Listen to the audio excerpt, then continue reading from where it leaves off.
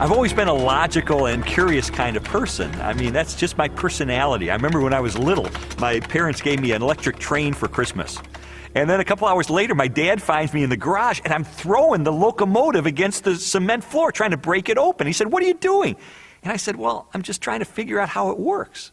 I mean, my parents, because of all the why questions I would ask, finally went out and said, "Here," and they bought me an encyclopedia and said, "Look, the answers are in there. Go look for them. Go find them yourself."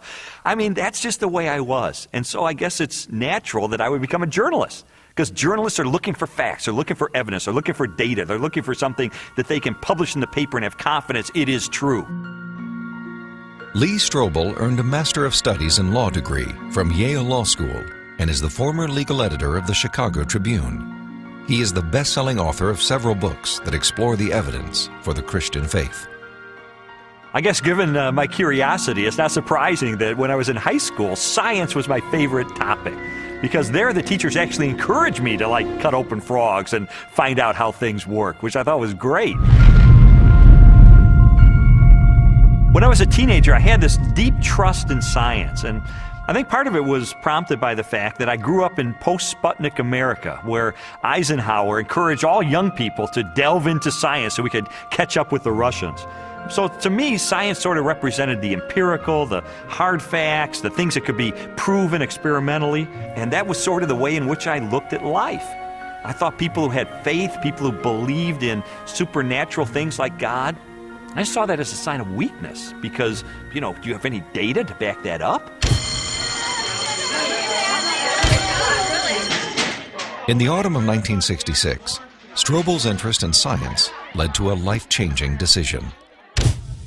I can take you back to the exact spot where I was sitting. It was in the third floor, overlooking the asphalt parking lot. I was in the second row, the third chair from the front, when my biology teacher recounted in great detail this experiment that had been conducted in the early 1950s at the University of Chicago. This experiment that impressed Strobel so deeply was one of the most famous in the history of science.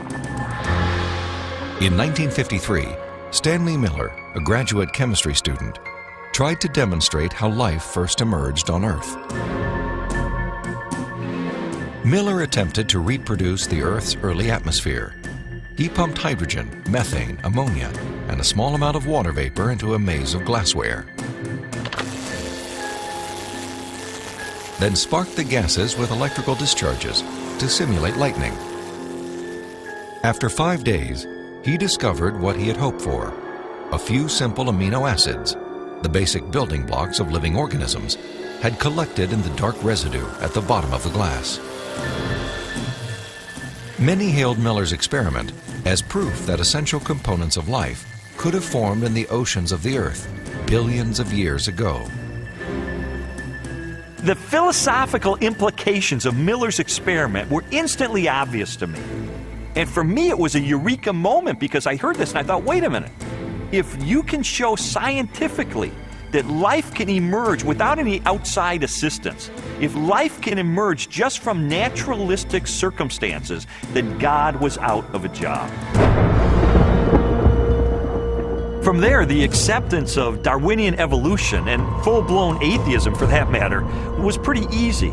Because if living organisms could emerge by themselves out of this primordial soup without the assistance of any kind of a god or supernatural intervention, then they certainly could develop naturally over the eons into more and more complex creatures, just as Charles Darwin theorized in his book On the Origin of Species.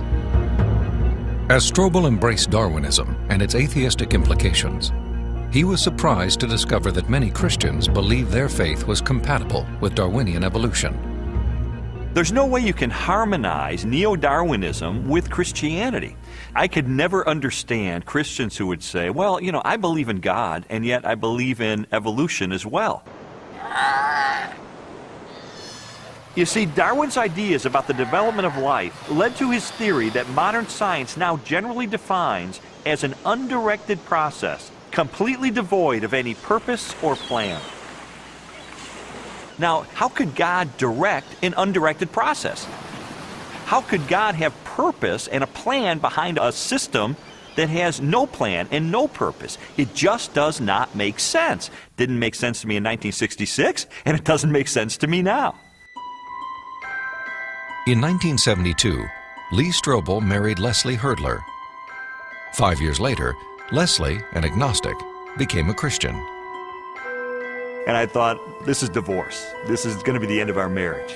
But all the negative things I expected to happen in her as a result of her newfound faith, they didn't happen. And instead, I saw positive changes in her values and her character and the way she related to me and the children. And I thought, wait a minute. She is attributing this to God. And I don't believe God exists. And so that was the main thing that prompted me to say, maybe I need to really investigate this and get to the bottom of this and determine, is there really any rational way I could ever believe that this kind of a God really exists and really causes this kind of transformation in a human being? And so I decided to use my legal training and journalism training, my scientific curiosity, to systematically investigate, is there any credibility to the Christian faith? Because science had played such an instrumental role in his turn to atheism, Strobel embarked on an investigation of major discoveries in biology, chemistry, cosmology, and physics. His studies spanned more than 20 years and included interviews with scientists and scholars as he sought to determine for himself what these discoveries implied about the reality of a creator. Throughout his inquiry, one question remained constant. Does the evidence uncovered by contemporary science point us toward or away from the existence of God? Two-time Nobel Prize winner Linus Pauling once said that science should be the search for truth.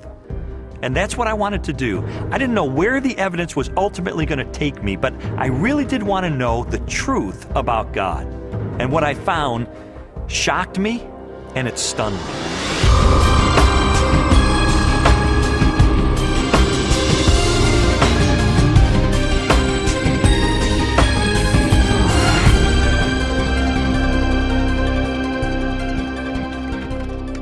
Strobel's search began with an examination of evidence that challenged materialistic theories of life's origin. He discovered that this negative evidence contradicted the textbook explanations that had once convinced him the blind forces of evolution could account for the creation and diversity of life on Earth. A good example of negative evidence is the 1953 Origin of Life experiment by Stanley Miller, the one that helped lead me into atheism in the first place.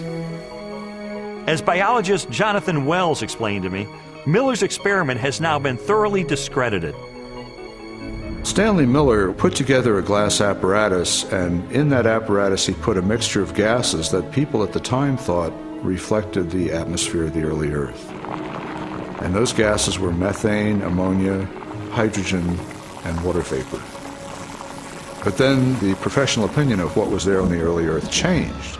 In the 60s, geochemists revised their hypothesis and decided that the hydrogen, being very light, would have escaped into outer space. The Earth's gravity isn't strong enough to hold it.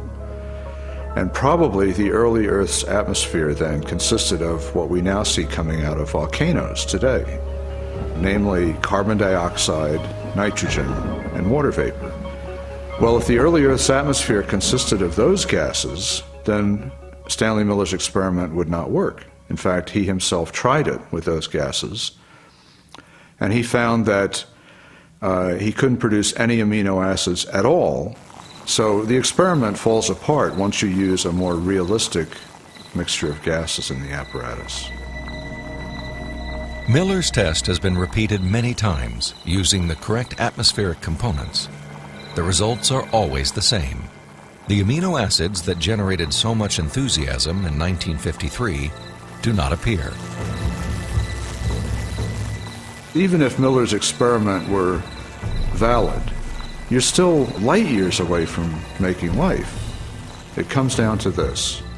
No matter how many molecules you can produce with early Earth conditions, plausible conditions, you're still nowhere near producing a living cell. And here's how I know. If I take a sterile test tube and I put in it a little bit of fluid with just the right salts, just the right balance of acidity and alkalinity, just the right temperature, the perfect solution for a living cell. And I put in it one living cell. This cell is alive. It has everything it needs for life. Now I take a sterile needle and I poke that cell, and all its stuff leaks out into this test tube. You have in this nice little test tube all the molecules you need for a living cell. Not just the pieces of the molecules, but the molecules themselves.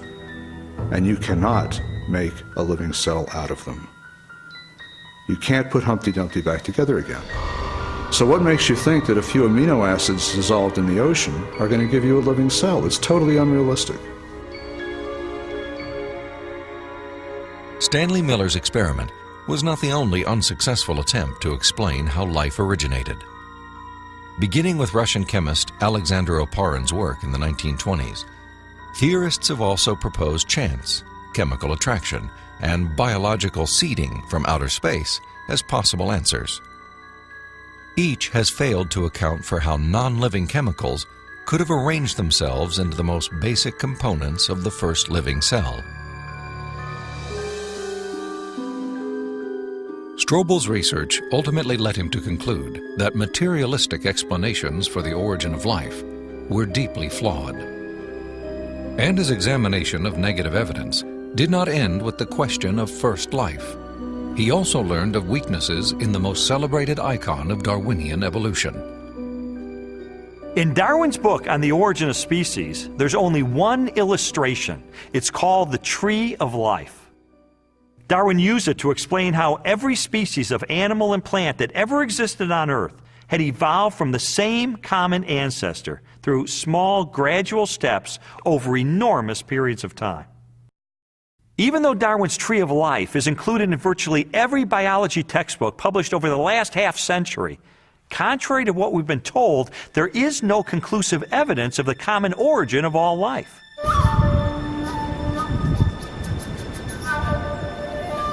Perhaps the most damaging blow to Darwin's theory is the fossil record. If all living organisms have descended from the same primitive life form, then the rock strata of the Earth should be filled with the fossilized remains of animals that were once part of a great evolutionary chain. A chain of small biological modifications, ultimately leading to a spectacular diversity of life.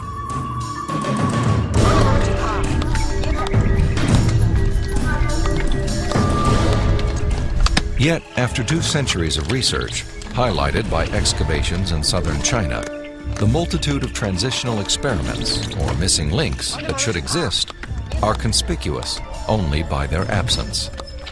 The most graphic example of this void in the fossil record is a geological era known as the Cambrian explosion. The branching tree pattern of Darwin's theory is actually not seen anywhere in the fossil record unless we impose it with our own minds. So the Cambrian explosion is the most dramatic refutation of the Tree of Life. The Cambrian explosion of life was a dramatic episode in geological history. Usually dated at about 530 million years ago, the exquisitely preserved Cambrian fossils reveal that the body plans for virtually every major animal phyla appeared, not gradually and slowly as Darwin had speculated, but instead with astonishing suddenness. If we imagine the whole history of life on Earth taking place in one 24-hour period, the current standard estimates for the origin of life put it at about 3.8 billion years ago, let's say 4 billion. So if we start the clock then, our 24-hour clock, 6 hours, nothing but these simple single-celled organisms appear, the same sort that we saw in the beginning. 12 hours, same thing. 18 hours, same thing. 3/4 of the day has passed, and all we have are these simple single-celled organisms. Then at about the 21st hour, in the space of about 2 minutes, boom, most of the major animal forms appear in the form that they currently have in the present. And many of them persist to the present, and we have them with us today. Less than 2 minutes out of a 24-hour period. That's how sudden the Cambrian explosion was. In a geological instant, the animal kingdom leaped from small, relatively simple organisms to extraordinary creatures with spinal cords, compound eyes, and articulated limbs. The record of this explosion of life looks nothing like Darwin's slowly branching tree. Darwin's theory is that there's a tree of life where you have one organism diverging into many other organisms and big differences appearing at the top. What we really see is from here up. This does not exist in the fossil record. If I were using a botanical illustration, it would be a lawn with separate blades of grass sprouting independently of each other. And those would be the phyla. Now, within each phylum, there is subsequent diversification. But even there, I don't see the branches connecting that would make them a tree of life. As scientists, it's not our job to force the evidence into a theory that just doesn't fit it. And so I have absolutely no desire or reason to uphold Darwin's theory at this point. I think what we're seeing today is a series of scientific discoveries that are opening the eyes of more and more scientists to say, wait a minute, I can no longer believe that pure naturalistic processes can account for the origin and diversity of life. There must be something else here.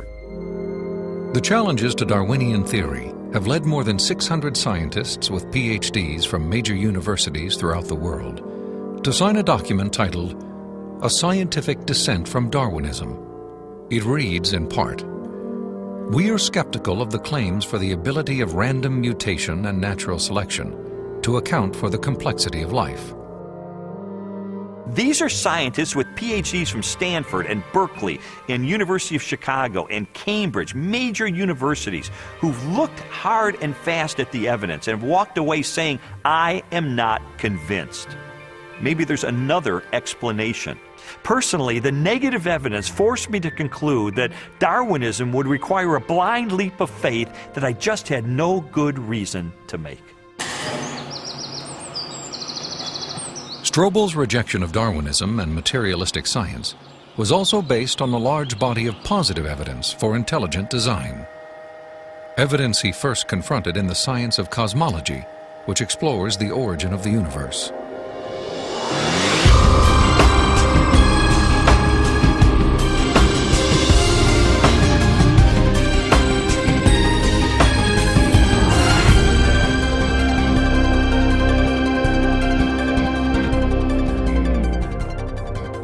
How did the universe begin? What is its source? Few questions have generated as much controversy through the centuries or inspired as many impassioned opinions. I interviewed William Lane Craig, a philosopher who has devoted much of his career to the study of cosmology and the question of origins. From ancient Greek materialism at the time of Plato and Aristotle up through 19th century idealism, the prevailing view was that the universe is eternal, that the universe never began to exist, that the universe as a whole is, as it were, a static, timeless entity. This belief in an eternal, unchanging universe, for centuries a pillar of Western cosmology, was unexpectedly challenged in 1915 by Albert Einstein's general theory of relativity. Einstein's equations implied a startling possibility. The cosmos was not static, but instead existed in a continual state of either contraction or expansion. Einstein did not like the idea that the universe was dynamic at all. In fact, like almost all scientists at the time in the early 20th century, he assumed the universe was static and eternal. What's interesting and ironic is that he thought he had made some kind of mistake in his equations for the general theory of relativity.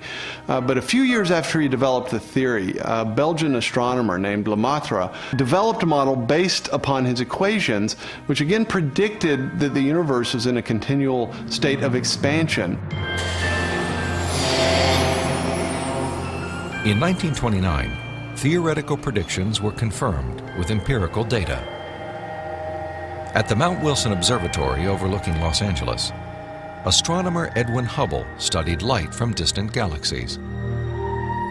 Hubble determined that galaxies beyond our Milky Way were moving away from us at a speed proportional to their distance from the Earth. The more distant the galaxy, the faster it is receding. Hubble's landmark discovery led most astronomers and physicists, including Albert Einstein, to a similar conclusion. If the universe is continually expanding, then at earlier points in its history, it must have been smaller and denser.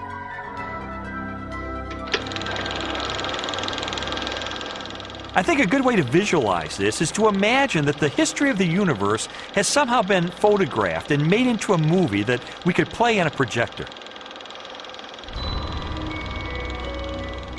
As the projector runs forward, we watch the universe as it continually expands. But if the projector were to be stopped and were switched into reverse to make the movie run backward, then instead of watching the galaxies move farther and farther apart from each other, we'd see them draw closer and closer together. As you trace this expansion back in time, the universe grows denser and denser and denser until finally the entire known universe is contracted down to a state of infinite density, which marked the beginning of the universe. At this point, which cosmologists call the singularity, all matter and energy, physical space and time themselves came into being. This literally represents the origin of the universe from nothing. So the startling implication of Hubble's discovery was the temporal finitude of the universe, that the universe had an absolute beginning at some point in the finite past. During the second half of the 20th century, other discoveries also pointed to a universe with a beginning. These images of the cosmic microwave background radiation document what most scientists now believe is the remnant heat generated during the universe's early history. Background radiation is found throughout the cosmos and indicates its expansion from a sudden, perhaps violent moment in time. This evidence for a finite universe has reaffirmed the conclusion of an ancient philosophical deduction. It is called the Kalam cosmological argument. The Kalam argument is deceptively simple in its formulation. It consists of basically three steps.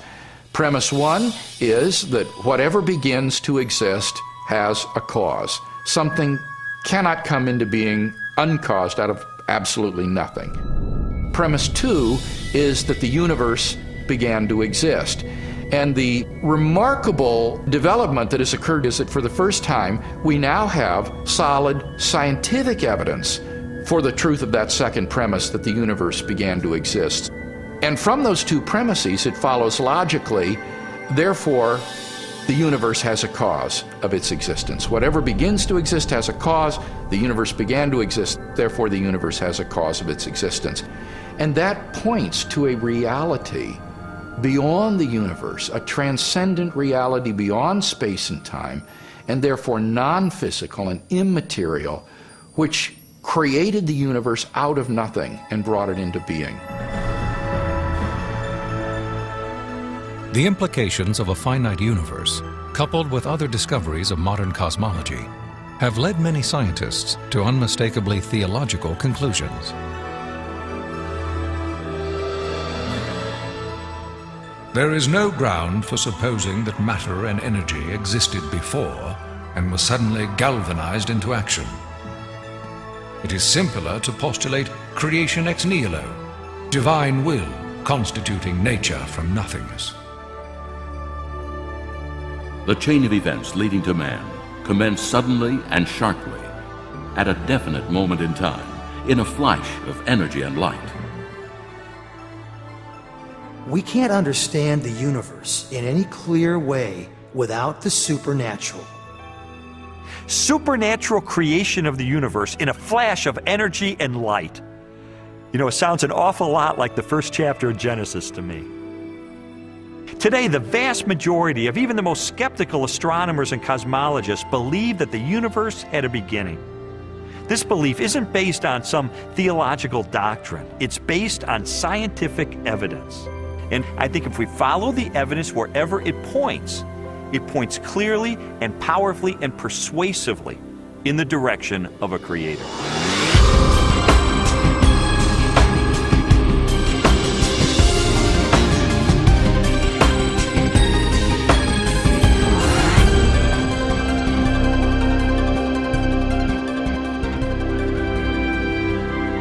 Since the beginning of time, all the matter in the universe has been governed by precisely balanced laws and constants.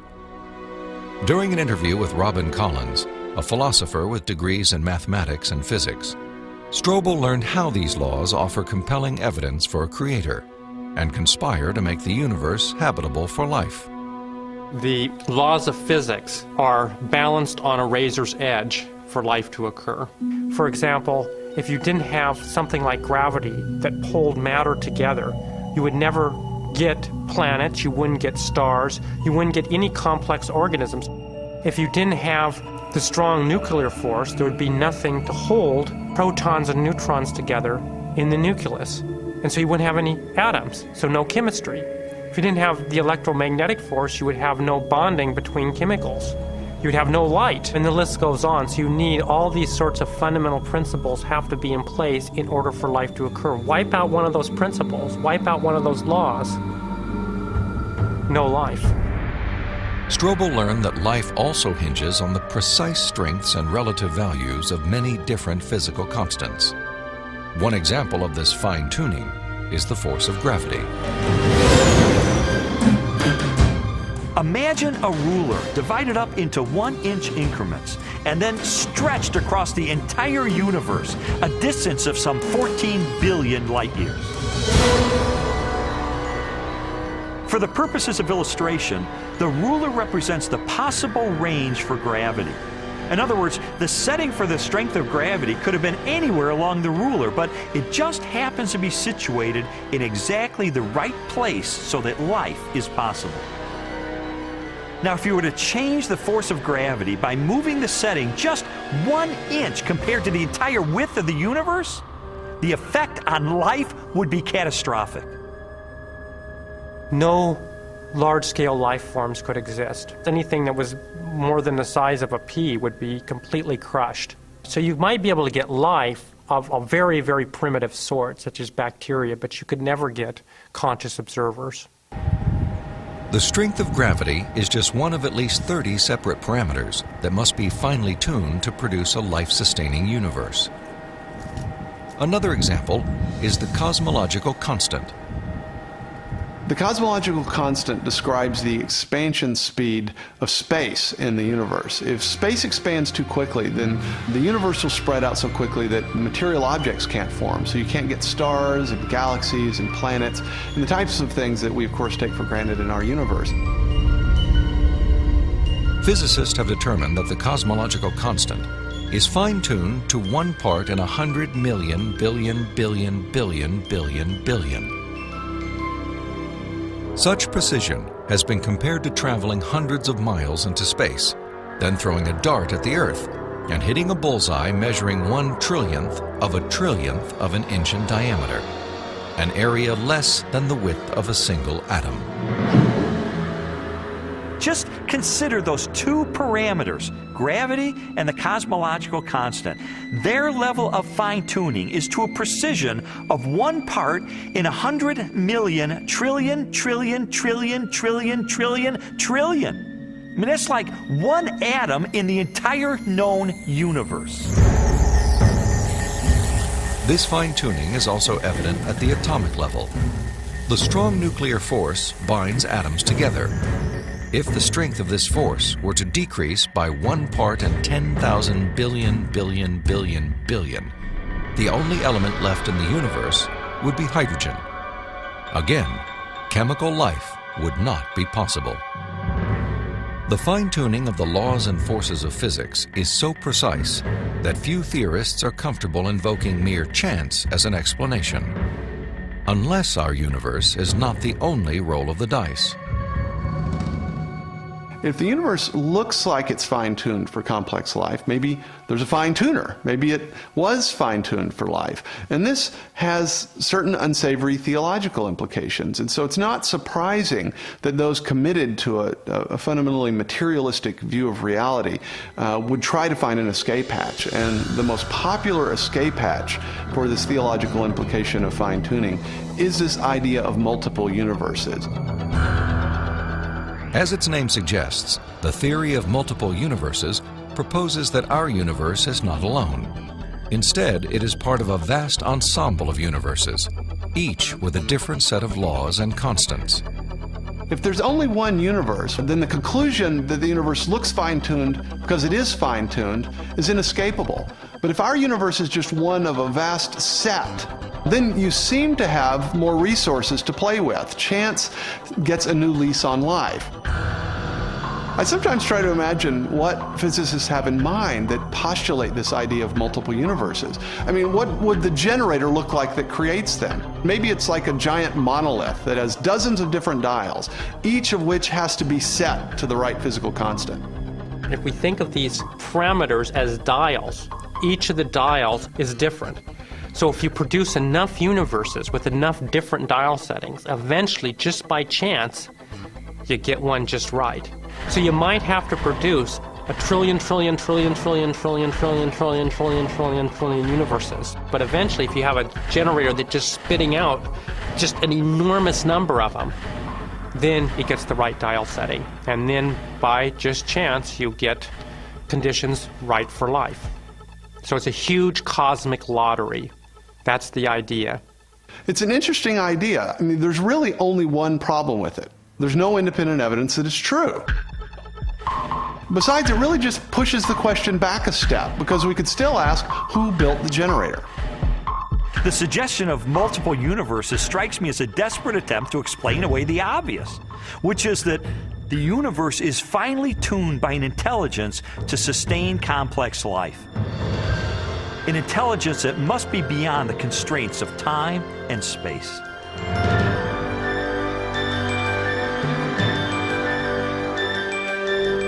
Strobel's journey through a universe finely tuned for life inevitably led him home, to the blue jewel of our solar system, the planet Earth.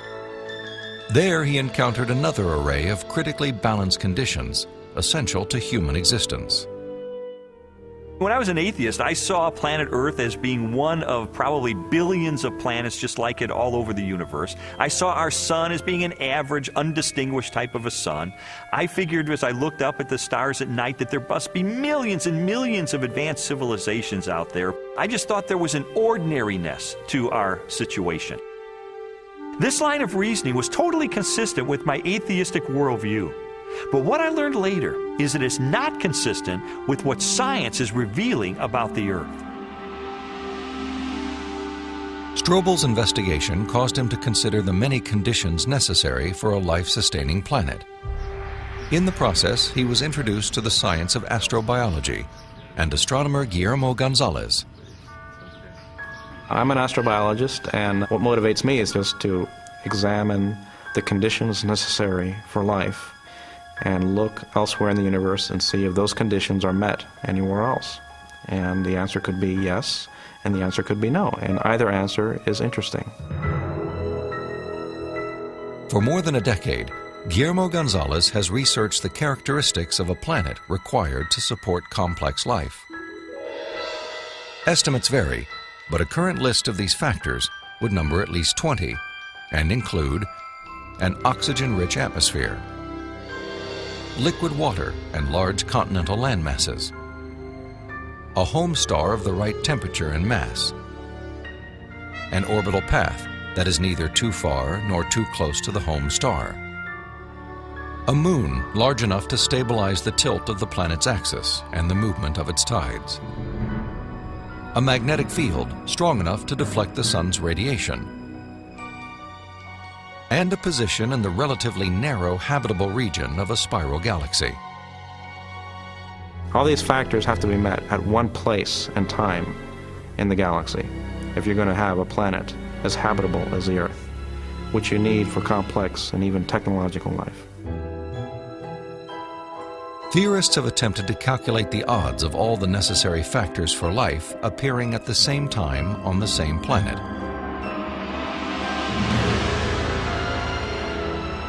A conservative estimate is 1 chance in 10 to the negative 15th, or 1/1000th of 1 trillionth.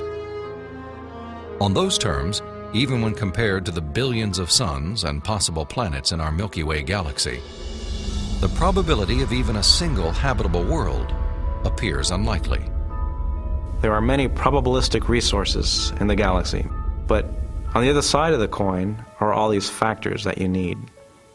You have to get just right in order to have just one habitable planet like the Earth. And that leads me to conclude that yes, we're rare in the galaxy. Gonzalez's study of the Earth's habitability led him and colleague Jay Richards to expand the scope of their research.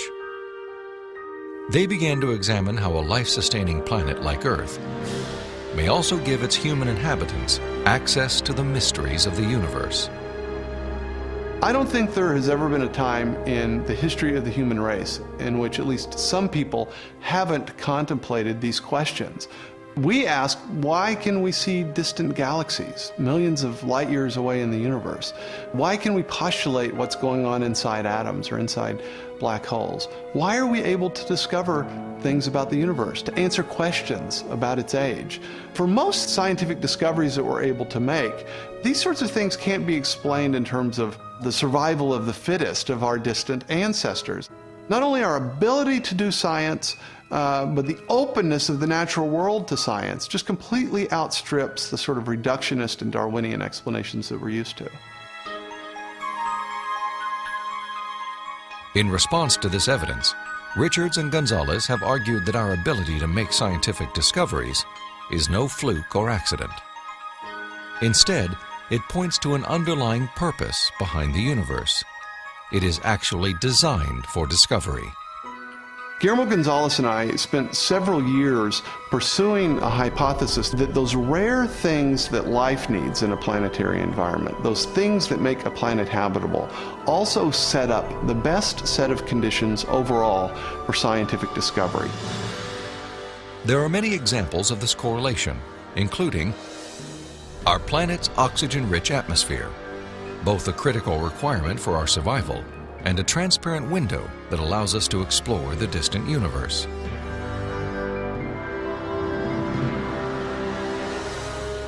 The Earth's precise distance from the Sun and the size of its moon and home star. These factors not only control our planet's temperature, axial tilt, and the movement of its tides, they also ensure perfect solar eclipses, phenomena that have provided scientists with invaluable data about the composition of stars and the properties of light. And our location in the Milky Way. The Earth is positioned between two spiral arms within a relatively small region where life is possible. As a result, we enjoy an excellent platform for clear, unimpeded views of our galaxy and the rest of the cosmos. I think God intentionally created a habitat for us that allows us to see Him through the creation that He has left behind. And this habitat is conducive for us to do scientific research. It didn't have to be that way, but it is. Why? Because I believe that by doing science, we find God.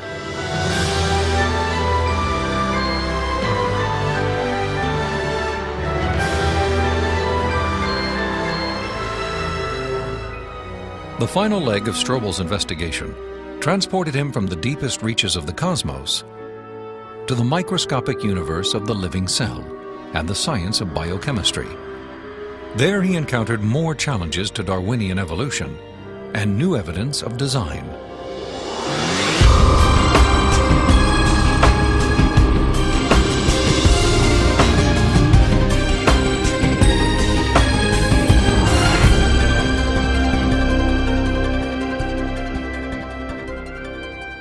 Throughout the second half of the 20th century, spectacular technologies revolutionized scientific understanding of the cell, the basic unit of life.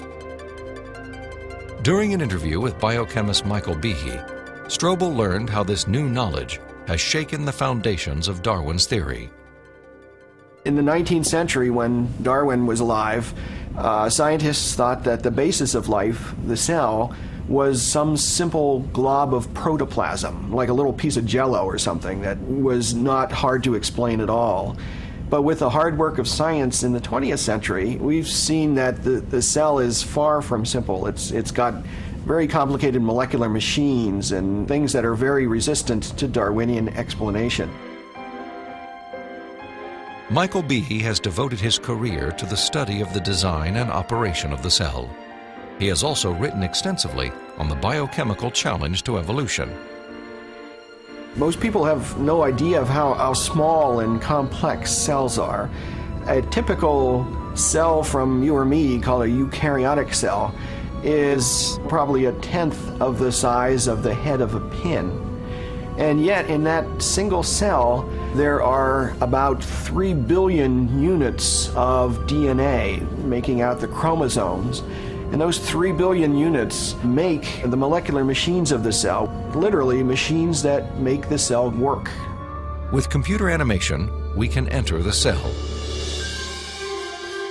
Here, the staggering complexity of its molecular machinery is clearly seen. It's like going into an automobile factory. The factory has a large number of machines. The parts have to fit together in very specific ways to do their jobs, and if things go wrong, the cell is in big trouble. And just one cell is enormously complex, but humans, you and I, are made from trillions of cells, and those trillions of cells have to fit together in the right way and do their own job. Darwinism was a lot more plausible when we were thinking about globs of protoplasm than it is when we're thinking about molecular machines. Each of these biochemical machines is a masterpiece of engineering and nanotechnology. They are essential to functions as vital and diverse as vision, photosynthesis, and the production of energy in the cell. Michael Behe has studied several of these machines, including the flagellum, a remarkable rotary motor. I remember the first time I looked in a biochemistry textbook and I saw a drawing of something called a bacterial flagellum with all of its parts in all of its glory. It had a propeller and the hook region and the drive shaft and the motor. And I looked at that and I said, that's an outboard motor. That's designed. You know, that's no chance assemblage of parts. Behe's reaction was not surprising, especially when the bacterial flagellar motor is animated and magnified more than 50,000 times to display the details of its construction and operation. Howard Berg at Harvard has labeled it the most efficient machine in the universe. These machines, some of them are running at 100,000 RPMs and are hardwired into a signal transduction or sensory mechanism so that it's getting feedback from the environment. It's got some tail proteins which act as the propeller. When the flagellum rotates, these push against the water and therefore push the bacterium forward. And the motor uses a flow of acid from outside of the cell to the inside of the cell to power the turning. The bacterial flagellum has 2 gears, forward and reverse, water-cooled, proton motive force. It has a stator, it has a rotor, it has a U-joint, it has a drive shaft, it has a propeller. It's not convenient that we give them these names. That's truly their function. In all, about 40 different protein parts are required to build a flagellar motor. Half of them are constructor proteins, specialized mechanisms that assemble the flagellum's individual components. Since its discovery, biologists have tried to understand how a machine of such superb design could have arisen gradually, without foresight or plan, through the biological pathway Darwin envisioned. I think what Darwin was trying to show was that things that look designed aren't really designed, but that we can find naturalistic processes to account for the complexity of life. Darwin theorized that every part of every living organism evolved through natural selection, a blind process that acts upon random changes in the cell. Darwin believed that, given enough time, These random variations would transform the simplest cells into the great diversity of life that inhabits our planet. In his study of evolution and molecular machines, Michael Behe has raised a significant challenge to the creative power of Darwin's mechanism of natural selection. It is called irreducible complexity. Irreducible complexity was coined by Mike Behe in describing these molecular machines. Basically what it says is that you have multi-component parts to any given organelle or system in a cell, all of which are necessary for function. That is, if you remove one part, you lose function of that system. Irreducible complexity can be illustrated by a familiar, non-biological machine, a mousetrap. The trap is composed of 5 basic pieces: a catch to hold the bait, a strong spring, a thin bent rod called the hammer, a holding bar to secure the hammer in place, and a platform upon which the entire system is mounted. If any one of these parts is missing or defective, the mechanism will not work. All components of this irreducibly complex system must be present simultaneously for the machine to perform its function. Catching mice.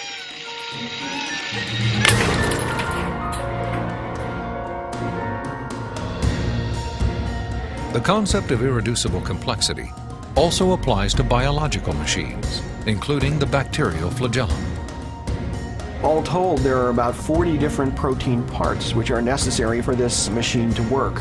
And if any of those parts are missing, then either you get a flagellum that doesn't work because it's missing the hook or it's missing the drive shaft or whatever, or it doesn't even get built within the cell.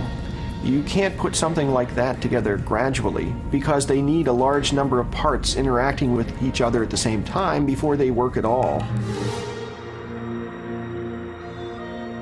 Without the tools to observe the machinery of the cell, and long before the idea of irreducible complexity, Charles Darwin offered a way to test his own theory. In Origin of Species, he wrote, "If it could be demonstrated that any complex organ existed, which could not possibly have been formed by numerous, successive, slight modifications, my theory would absolutely break down."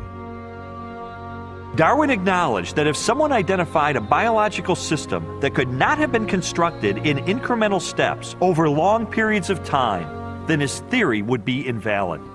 And what Michael Behe and others have discovered is the existence of biological machinery that cannot be explained away by Darwinian processes. Darwin's failed predictions have in fact falsified his own theory.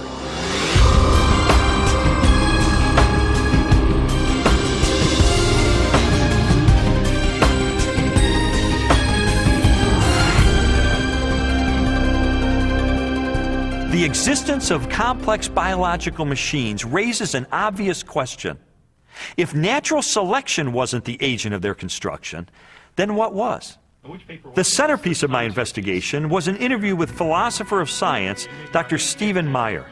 Meyer, who holds a PhD from Cambridge University, brought me face to face with the most efficient information processing system in the universe. The DNA molecule and its language of life. The discovery of the information-bearing properties of DNA and RNA is a fundamental challenge to all materialistic theories of the origin of life. Neo-Darwinism and its associated theories of chemical evolution and the like will not be able to survive the biology of the information age, the biology of the 21st century. Meyer's conclusions are based upon his understanding of the DNA molecule and the genetic instructions that are locked within the nucleus of living cells. In 1953, when Watson and Crick elucidated the structure of the DNA molecule, they discovered that DNA was a carrier of genetic information in the form of a 4-character digital code. That is to say that DNA functions like a software program, only more complex than anyone has ever created or devised. For a biological system to run and operate, it needs genetic information to build the proteins and protein machines that cause the cells to maintain their function. This information is stored in a precise arrangement of 4 chemicals that scientists represent with the letters A, C, T, and G. Sequences of these chemicals provide the instructions necessary to assemble complex protein molecules that in turn help form structures as diverse as eyes, legs, wings, and hearts. This code has been called the language of life, and it is the most densely packed and elaborately detailed assembly of information in the known universe. Geneticist Michael Denton has estimated that the amount of biological information necessary to build all of the proteins in all of the species of organisms that have ever existed on planet Earth could be held in a single teaspoon. And we'd still have room left over for all of the information contained in every book ever written. The more I learned about DNA, the more I understood the significance of what Stephen Meyer called the most fundamental question facing biology today. Where did the information in DNA come from? How did it arise in the first place? Well, lots of people have wanted to explain the origin of information by reference to the laws of physics and chemistry, or by reference to the chemical properties of the constituent parts of the DNA. But that would be like saying that you could explain the information in this morning's New York Times headline by reference to the physics and chemistry of ink bonding to paper. There is a chemical explanation as to why the ink sticks to the paper, but that does not explain the way the ink got arranged to convey a message that could be understood by speakers of the English language. Information requires a material medium, but it transcends the material medium. An explanation for the origin of the genetic instructions needed to build the first life is the holy grail of 21st century biology.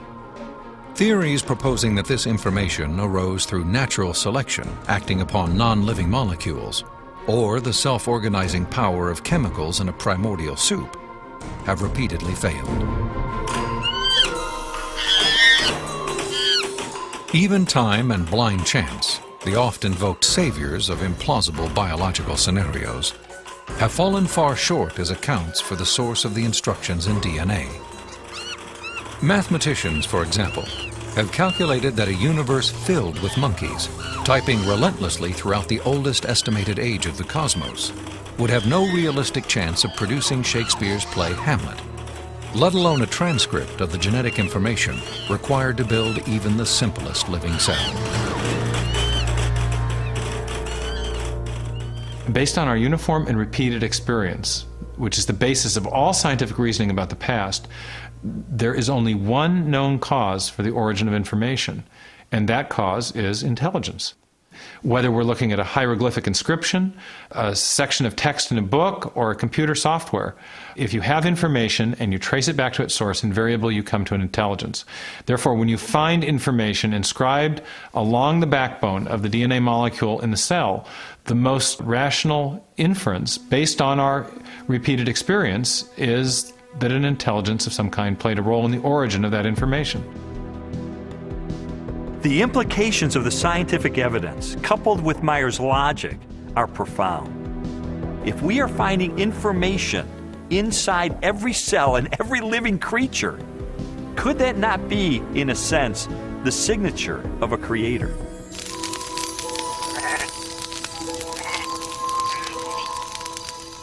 "30 centuries before science unlocked the mysteries of genetic information, or a telescope probed billions of light years into space, the Hebrew shepherd and poet David wrote eloquently of a creator who revealed his existence and power through all that he had made.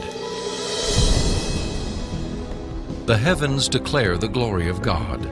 The skies proclaim the work of his hands. Day after day they pour forth speech. Night after night they proclaim knowledge. Their voice goes out into all the earth, their words to the end of the world." God himself is invisible. He is a spirit. And yet, one of the purposes he has for us is to find him so we can know him. And he's left behind a series of clues. And sometimes we just have to kind of take our blinders off and get beyond our presuppositions and say, wait a minute, I am going to pursue the evidence of science wherever it points. And if it takes me to a very uncomfortable conclusion that there is a creator, then if the evidence points in that direction, that's the way I'm going to go. According to a lot of the mainstream media, the theory of intelligent design is a faith-based idea. And in saying that, they want to dismiss it as something that has no basis in science. But the media has confused a fundamental issue. They're confusing the evidence for the theory with the implications of the theory. The theory of intelligent design may well have implications that are supportive of theistic belief, but the theory is not based on theistic belief. It's based on the discovery of digital code in cells, miniature machines in cells, the fine-tuning of the laws of physics and chemistry, and standard ways of scientific reasoning about the remote past in the history of life. 40 years ago, a lecturer in a high school biology class convinced an inquisitive 14-year-old freshman that there was no God. Ironically, years later, it was an open-minded investigation of scientific evidence that led Lee Strobel to belief in a creator.